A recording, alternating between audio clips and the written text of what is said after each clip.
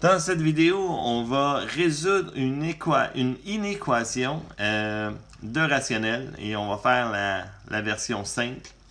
Les inéquations, je pense, c'est ça qui peut être le plus compliqué avec la fonction rationnelle parce que les intervalles sont vraiment bizarres. Donc, on va faire un exemple. On va prendre notre temps pour bien le faire pour que vous compreniez super bien. Donc, j'ai choisi de ne pas vous donner l'équation sous forme rationnelle. Donc, j'ai la forme homographique. Et si je veux faire son graphique, ben, je n'ai pas le choix de le transformer. Donc, on va devoir faire la division. Donc, ça va donner la chance à ceux qui ont plus ou moins compris de se refamiliariser avec la division par crochet.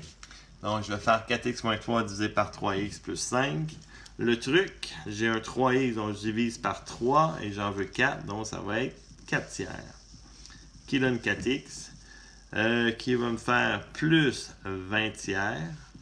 On soustrait, ça va me donner moins 29 tiers. Ça, c'est mon reste. Donc, je vais continuer ma forme canonique ici. J'ai moins 29 tiers sur 3x plus 5 plus 4 tiers. Et si je veux le mettre au complet, donc je vais sortir le 3 ici. Je vais aller le placer en avant de l'autre. Donc, ça va me faire moins 29 neuvième.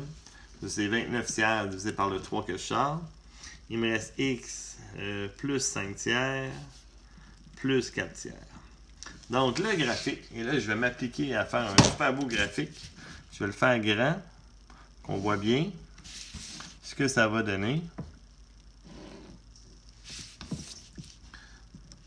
J'ai une asymptote à h qui est, je vais lancer le ici, à moins 5 tiers. X est égal à moins 5 tiers. J'ai une asymptote à plus 4 tiers. Qui est égal à 4 tiers. Mon A et les négatifs dans mes courbes sont ici. Et là. Et nous, on cherche quand est-ce que c'est plus grand ou égal à 6. Donc, le 6 est plus grand que le 4 tiers. Donc, on est en haut. Alors, on ne veut pas plus grand, on veut plus petit ou égal, je m'excuse. Mais ça, c'est mon 6 quand même. Donc, ça ne change rien. Et justement, je veux que ça soit plus petit ou égal. Donc, on va choisir le bas. Donc, ça serait ce morceau-là ici et celui-là. Ces deux morceaux-là, je vais même les mettre en fluo. Là. Donc, c'est toute cette partie-là de la courbe qui est bonne. Et celle-là, on en a une petite section qui est ici. Donc, une fois que notre dessin est fait, il nous reste à trouver quand est-ce que ça va être égal à 6. Et là, je peux prendre la forme canonique, la mettre égale à 6 avec toutes ces belles fractions, tout ça. Ça se peut en plus que je me sois trompé, donc c'est dangereux de prendre elle. Ou je pourrais prendre tout simplement celle-là ici. Donc, c'est deux formes qui sont équivalentes, sauf que celle-là, elle va beaucoup mieux se travailler pour faire un résoudre. Donc, moi, je vais prendre l'original. Donc, je vous suggère toujours de prendre l'original et non celle que tu as transformée. Parce que ça se peut qu'il y ait des erreurs, puis souvent, il y a des fractions. Puis l'original, il y a rarement des fractions. Donc, j'ai ça ici. Je vais faire mon produit croisé, 4x moins 3, 18x plus 30. Ça va me faire moins 14x égale à 33. Donc, mon x va me donner moins 33 quatorzième. Donc, le point de rencontre ici, il serait justement moins 33 quatorzième. Et là, on va donner la réponse. Donc, pour la réponse, on y va vraiment sur les x. On donne les valeurs de x. Je me déplace de gauche à droite. Donc, je vais prendre mon crayon pour bien vous le montrer. Donc, cette courbe-là, elle va partir de moins l'infini. Je vais l'écrire où, ma réponse? Je vais l'écrire ici. Moins l'infini.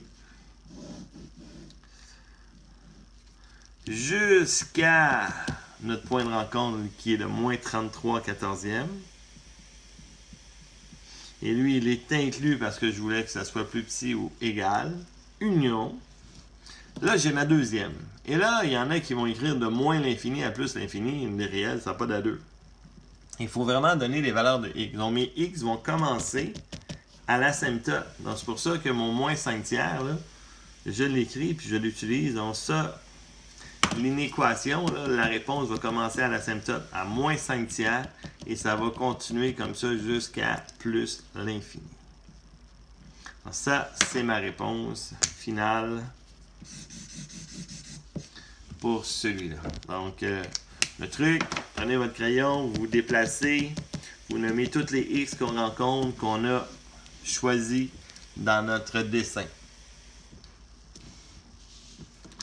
Au lieu d'en faire un deuxième exemple, ce que je veux vous faire pratiquer, c'est simplement la même chose, mais là, cette fois-ci, j'ai mis plus grand ou égal à 6. Donc, mon dessin il serait pareil. J'ai une asymptote ici, à moins 5 tiers. J'ai mon asymptote ici à 4 tiers. Mes courbes sont ici. Et là, je vais prendre le bleu cette fois-ci. Donc, ça, c'est mon 6. Et là, on veut que ça soit plus grand. Donc, ça serait simplement ce morceau-là. Donc, ce morceau-là commençait à la réponse qu'on avait calculée tantôt. Donc, ça serait moins 33 14e. J'ai mis un égal, donc il est inclus. Et ça va se poursuivre, non l'infini, mais plutôt jusqu'à l'asymptote. Et une asymptote, ça ne peut pas être inclus. Donc, c'est moins 5 tiers exclu. Alors, l'asymptote, on se rappelle, on n'y touche pas. Donc, c'est pour ça que ça peut être jamais inclus une asymptote.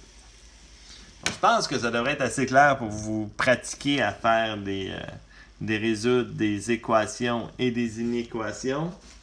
Je vous suggère de travailler dans le cahier, bien sûr. Il y en a quelques-unes à faire. Donc, les équations commencent à la page... Ben, tu peux faire la page 31, qui est très intéressante. Donc, 31, 32 et 33. Donc, de 31 à 33, ça pourrait être vos exercices. Je vais l'écrire ici, page 31 à 33.